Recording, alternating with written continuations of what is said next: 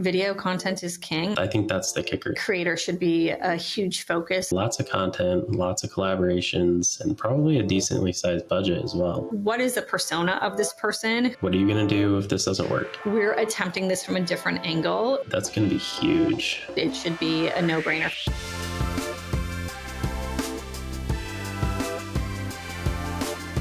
On today's episode of the podcast, I have Nikki Lindgren from Pennock, which is a paid media agency, on the show to talk about TikTok ad mastery.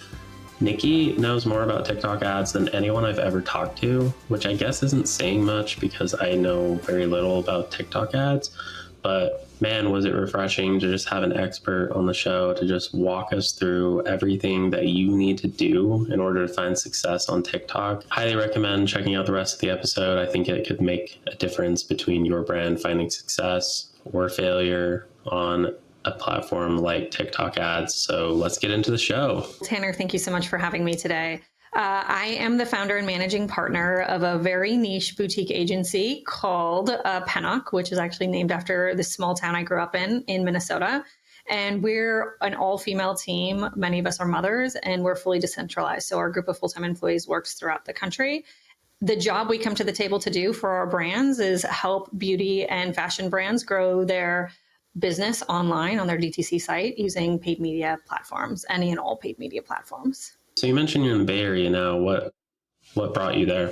Oh my gosh. Well, growing up in rural Minnesota, Pennock is a town of like maybe 300 people now. My high school was like 12 miles away. Maybe I'm exaggerating, but it was a drive to get to town. I was so excited to get away from the rural parts. So I moved to California right after graduation, like literally the week after. Getting ready for my first year of college. So was really anxious to not be in the rural parts of the country. How did your career get started? Well, I was fortunate enough coming out of college. I went to college here in the San Francisco Bay Area to land a job with Cost Plus World Market. And I worked as a founding member of their e-commerce team. So Cost Plus World Market, now World Market, has probably 150, maybe even more stores across the country. But they were really slow to the e-commerce game. And so they were looking for a junior employee to come in and help with a lot of the marketing efforts on their e-commerce store plus inventory management. Like I had the oddest job in terms of what my responsibilities were, but it was really fun to go there, build it from the ground up, figure out what parts of marketing worked. And that led me into agency side. So I did similar work, but agency side for entertainment brands. And we were pushing things like Game of Thrones product. We were pushing, what was it? Jeremy Lin, his Knicks jersey was one of our products that we were pushing. So we had a lot of really cool e-commerce products related to entertainment. And then I had kids and moved to the suburbs and found another in-house job. But all of this all along has always been e-commerce. And so looking back and having my third kid, I was like, I just want to do an agency, but do it the way I want to do it, where we can really integrate with our brands better than I was able to do agency side and better than my agencies were able to do when I was in-house. And that's kind of precisely the little, world we're trying to carve out here at Pennock. And it sounds like really incredible experience with your first job too. Yeah, totally. I mean, the timing of everything was kind of perfect because then I went in-house at KiwiCo for one of my later jobs and took them through their first million and then to their first 10 million. So it was a really good time for me to kind of be understanding how to really move the knobs of not only paid, but just marketing channels overall to grow businesses. Yeah. And I do think the brand side experience is really, really important, especially if you're going to be agency side, because there's just so much that goes on in the back end that no one sees, and like so many problems and fires coming up that agencies really should have a good understanding of. And man, I wish that my experience started off in e-commerce. It took me a few years to really find that e-commerce was something that I was passionate about. So I'm a little envious of you there. But today we're chatting about TikTok ads, and I'm super excited to talk about it because everyone knows it's a thing. Everyone knows it's hot, but like no one really talks about it, right? What do you think makes TikTok such a strong standout ad platform for a lot of brands out there if you're comparing that to traditional platforms like Facebook and Instagram? As I was preparing for this last night, just thinking through the different ways in which TikTok has really level set and elevated the playing field altogether. I think the first thing about TikTok that I think we can't not speak about is just the way it pushed brands, whether they were ready to or not, to think about creative differently and think about what people really want to engage with. Because at the end of the day, if you can't figure out how to get someone to engage on the platform, you can't get them to even consider buying from you. So I think just that like kick in the butt to say like, how can we make assets that are really going to leverage our hooks, leverage our unique selling propositions, but in a way that makes sense, is really important for brands to do. And just looking at the data of not all of our clients, we have 22 different brands who we support right now, and not all of them are on TikTok or on TikTok with high spend levels, but it's really obvious the ones who are on TikTok that they are seeing this halo effect of sales when they increase their spend on TikTok. So even for those who are just exploring it and they aren't seeing true attribution, be it ROAS or CAC coming through from the platform, like there is that impact of the awareness can lead to something good, assuming the awareness is positive on the platform. TikTok changed the game when it came to ad creative. 100%.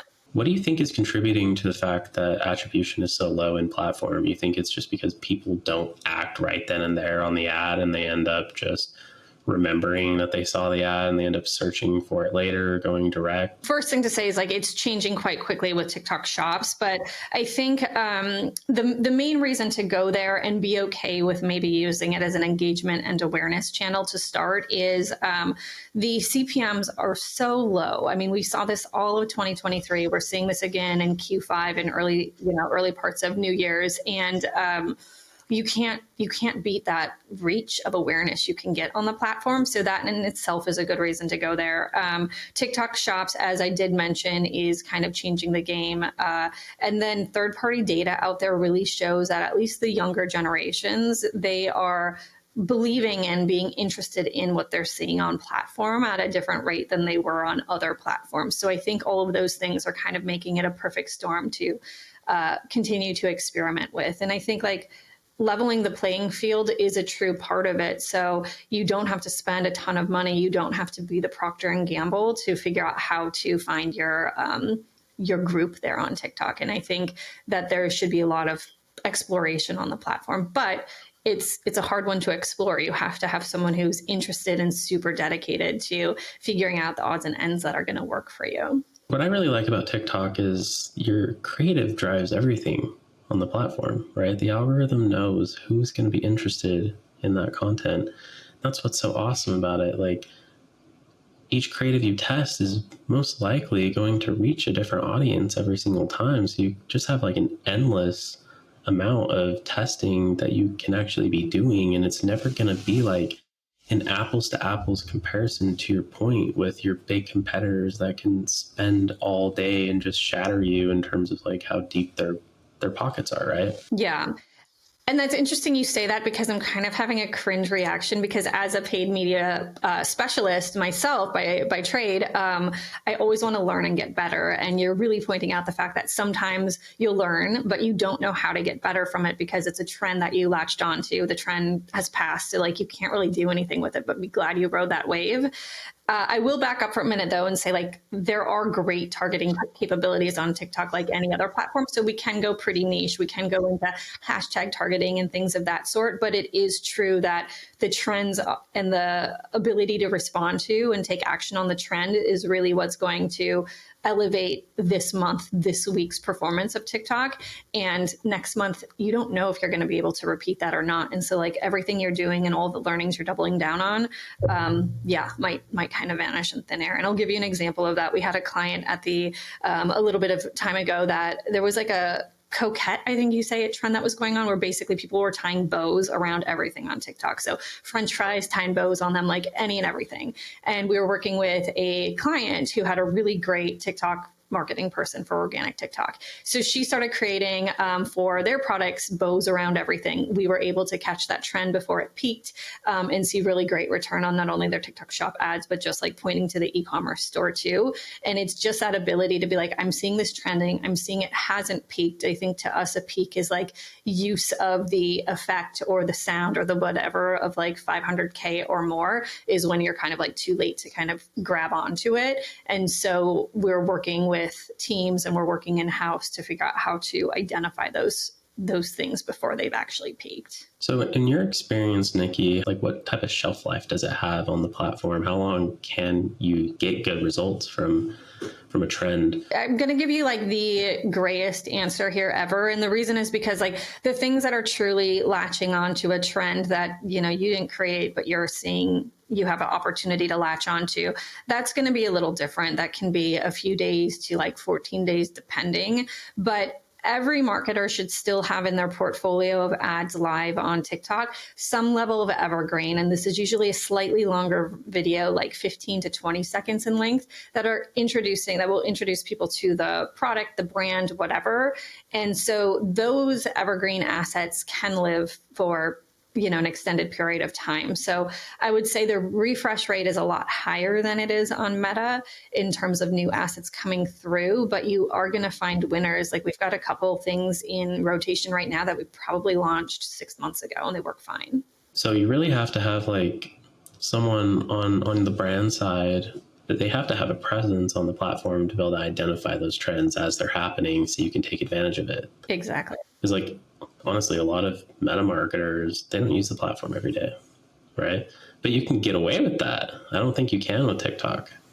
It's so true. And I was talking to someone on my team who runs a lot of our TikTok campaigns. And she's like, it's really important to highlight that whoever's doing this, like looking at the trends and being a user of TikTok, they need to do it in their own personal account, not their business account, right? So like the data of the business account's going to get a little skewed. So look at it as an individual, catch on these trends. Like once you see a couple videos using the same, whatever we think the trend is, look at the use of that trend. And as long as it again is under that like 500K, I'm just making up kind of like a loose number, uses, then it's probably trending and it's probably one that will peak soon enough. So if you can get a creative person to execute on it quickly, that's what you want to ride. Yeah, I mean, creative. I mean, that's all I'm hearing. And that's really what paid ads have kind of turned into these last couple of years. So it's really important to have a good system in place to be churning that out all the time, right? What kind of mix in terms of like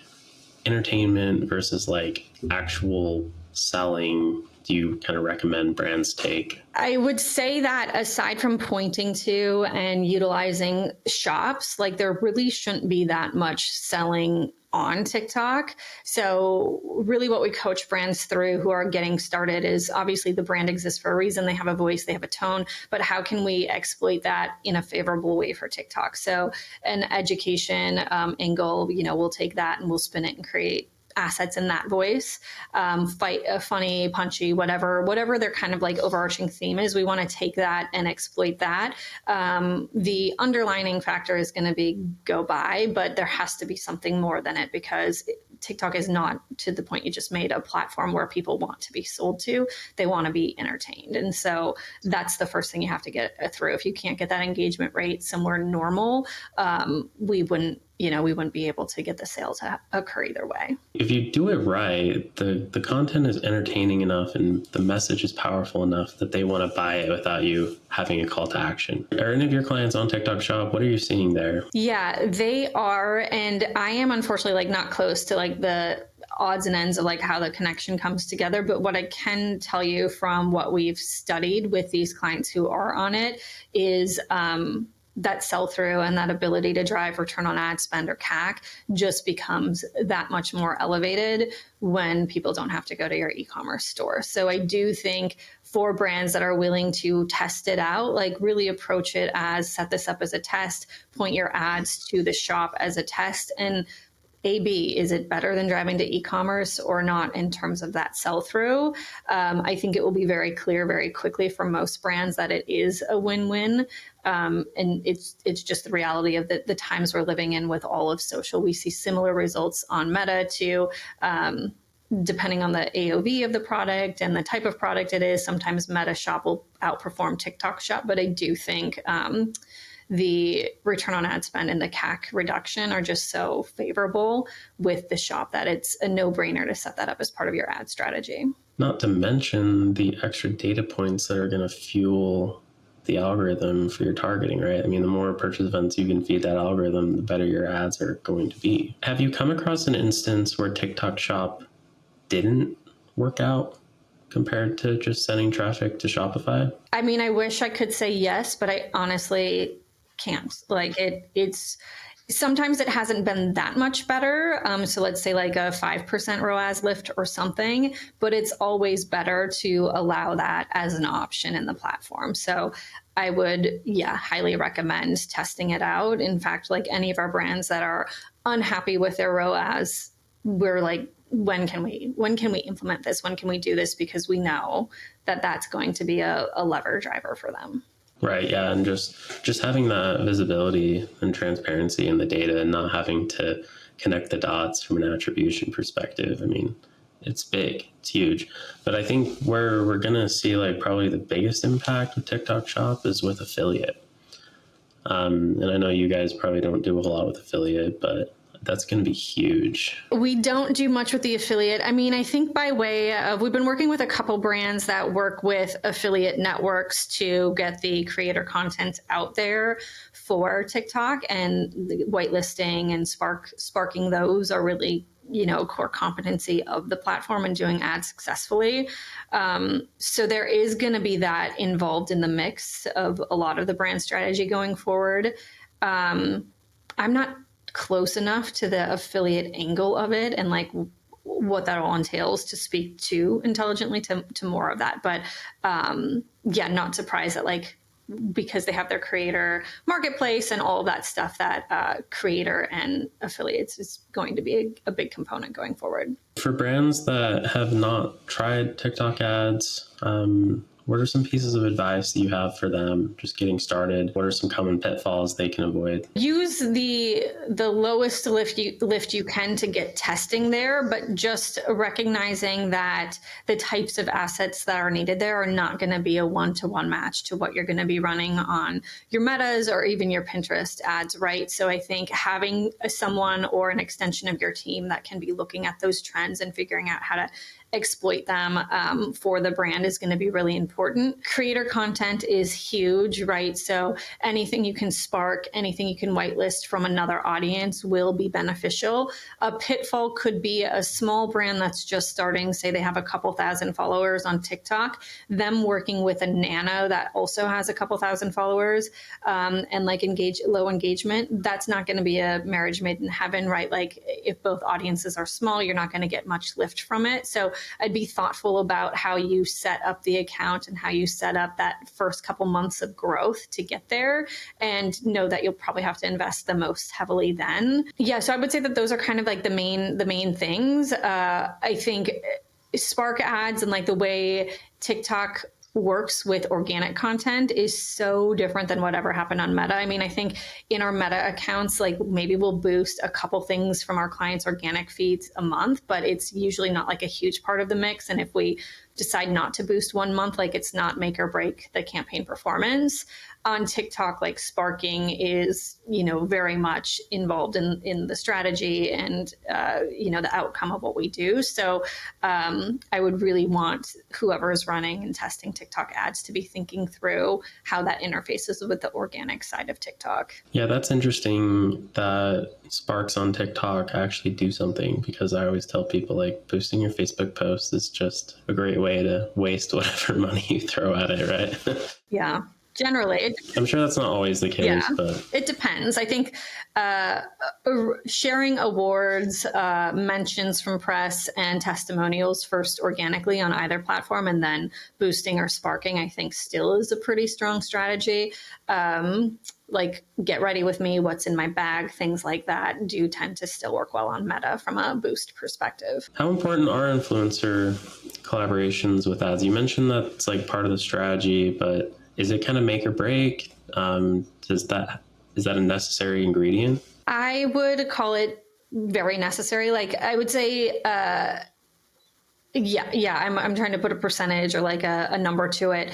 I wouldn't recommend going out for like the first quarter, let's call it, of live ads without a creator content play in place in terms of how assets will get developed. So many benefits of it, right? Like it's coming from a third party, the interest in your product, lower creative lift on your internal team's needs. So I would say creator should be a huge focus of any launch and ongoing planning. Ideally, we want to get our brands into a place where they can rely on the same set of creators who are sort of ambassadors almost to the brand. On a behind the scenes facing relationship rather than needing to find a bunch of new creators every single month or quarter, just from an efficiency perspective.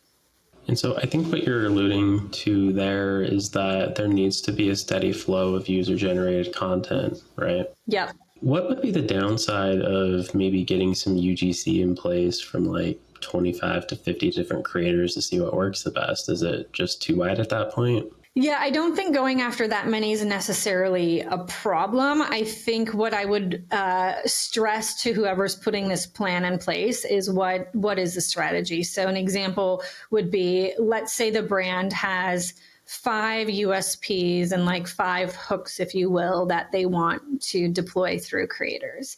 I would select 10 for each hook, right? So that you've got lanes in which you're trying to identify what hooks are going to land best, as well as lanes in which you're trying to identify what creators work best, right? So then you're kind of taking the top in all scenarios and continuing to double down with them. If the creator was in lane A for a hook last time, now move them to lane B. Do they really just work better in hook A, right? So I think I'd want a lot of strategy involved in the process, because I think when we throw spaghetti at the wall, it's really just that. And that's something I loathe as a marketer, is like a bunch of attempts to do something without a concrete strategy and a concrete, like, what did we learn from it? So that's just what I would caution to anyone kind of planning to work with a lot, is like, make sure you're very clear on what the learning is, and it can't just be the person, because you've got to direct the person, the creator, as to what to do. Rely less on the fact that it's a different person in the video, but be more strategic about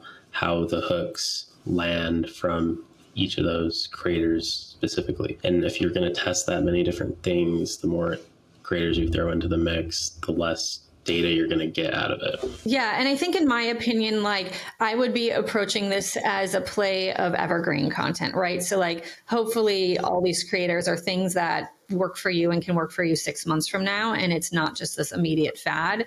And then it's really a win-win in that situation. So, Nikki, what would you say your secrets to scale are? We just went through one pretty concretely. So the creator partnership, I think, is huge. Anything that you can whitelist from them, the better. Testing as frequently, more frequently than you ever thought possible, in terms of just rapid fire in-house trends to go through. And then I think, there's stickers. There's a couple different ways in which you can elevate the experience of your ad that should be tested, again, strategically. But think through the data that you see both in platform and in your store. So first-time shoppers love discounts and deals. So anything you can do there, great.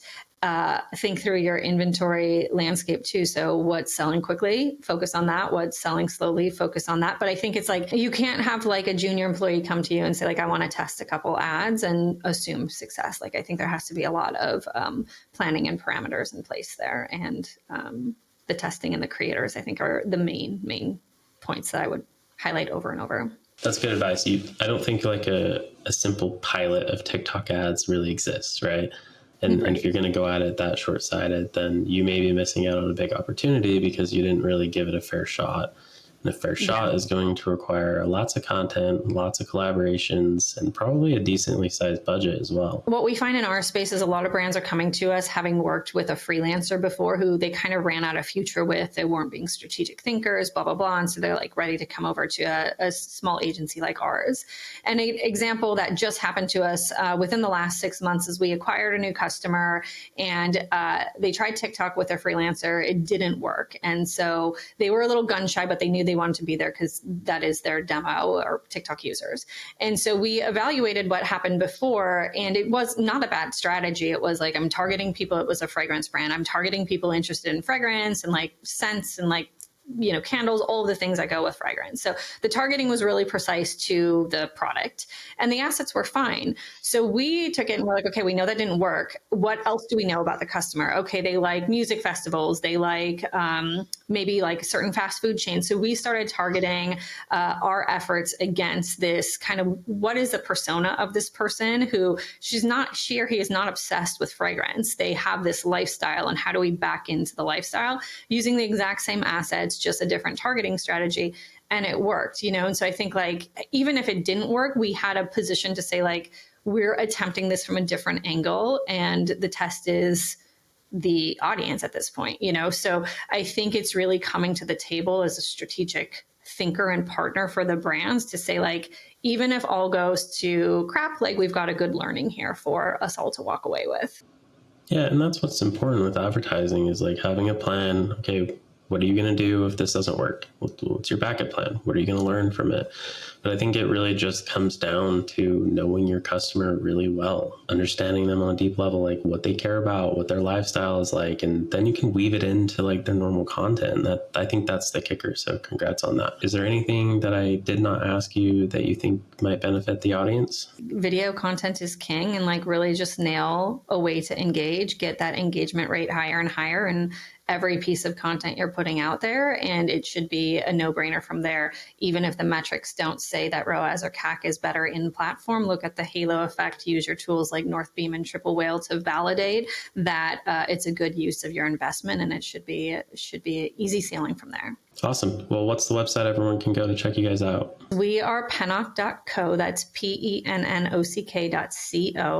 And yeah, we'd love to hear from some of your listeners. So thank you again so much. Awesome. Well, we'll be sure to link that up in the show notes. And thank you again, Nikki. Yes, absolutely.